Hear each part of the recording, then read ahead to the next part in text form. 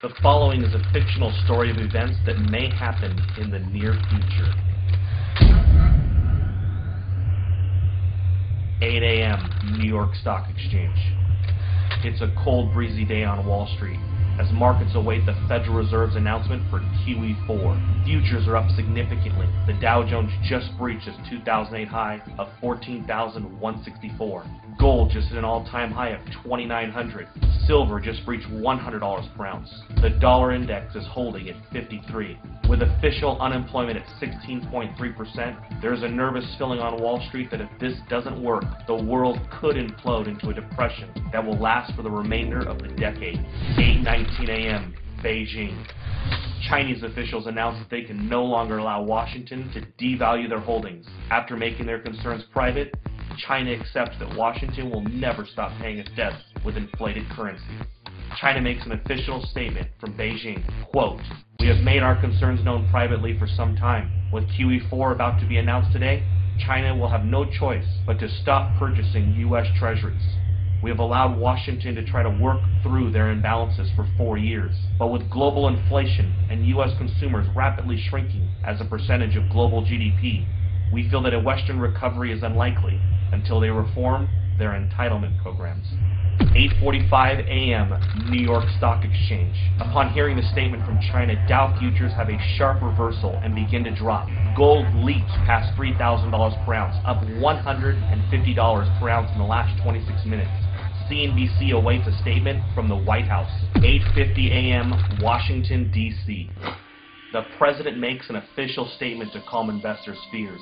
He tells Americans that he has spoken with several G20 leaders. They have assured him that they will continue to increase their purchase of treasuries and believe that a strong U.S. economy is the only thing that will bring back global prosperity.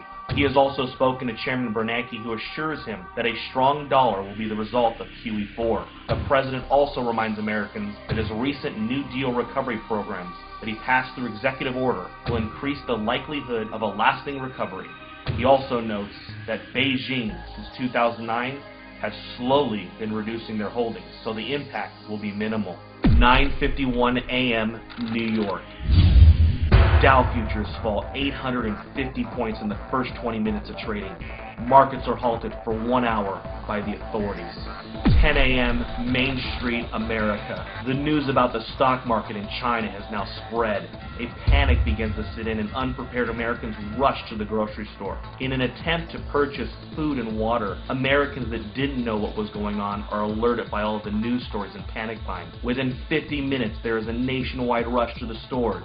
Empty store shelves in America become a reality. 10:52 a.m. New York. Markets reopen and the Dow Jones resumes its collapse. Investors around the world join the sell-off in bonds and stocks and begin to purchase commodities.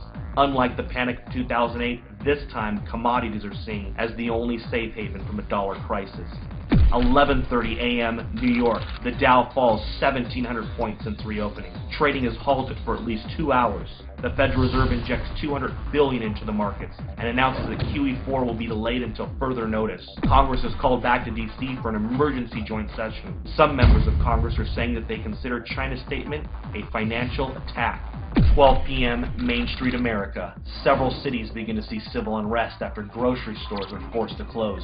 Traffic in the streets and violence break out. The president puts the National Guard on alert for a possible deployment onto U.S. streets if things don't get under control soon.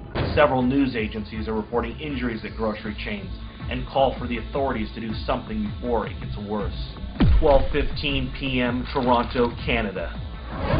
George Soros tells CNBC that a run on treasuries is imminent and that there is nothing the government can do to stop it. He says it is unfortunate that a controlled decline of the dollar was not coordinated better over the years. Today really could have been avoided if not for the Tea Party politicians who demanded fiscal responsibility and a constitutional government. 3 p.m. Gold closes at $11.53 for the day at $4,053 per ounce. Silver closes at $173 per ounce. The president announces that due to civil unrest in some areas of the country, U.S. stock markets will remain closed for the rest of the day. With the exception of mining and other inflation-related stocks, the majority of U.S. stocks are down significantly due to the sell-off and flight to safety in commodities. The Federal Reserve announces that it will begin to purchase U.S. Treasuries and stocks in order to stabilize the markets. But this only feeds investors' fears of a full-blown Treasury run and collapse of the dollar. 6 p.m.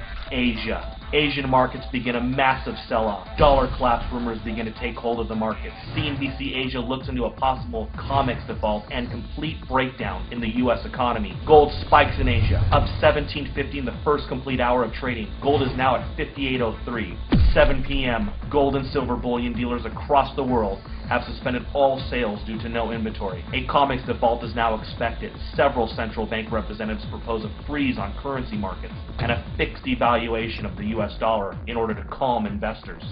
7:30 p.m. The United States. The sun sets on America. In the last 12 hours, the world has changed. Americans are glued to their televisions, taking a crash course on a debauched currency. Smoke from fires in the cities have put a dark cloud over the nation. 7:45, the Federal Reserve. The Federal Reserve announces it will inject $1.5 trillion into the markets in order to stop any further decline in stocks. 7:55 p.m., OPEC.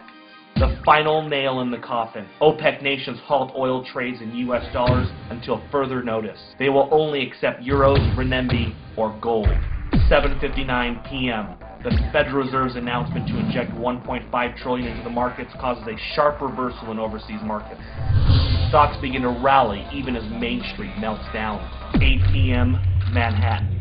Gerard Adams, president of the National Inflation Association, sends out an urgent email alert. In it, he informs members that it is with great sadness that the time to warn and prepare Americans for hyperinflation has ended.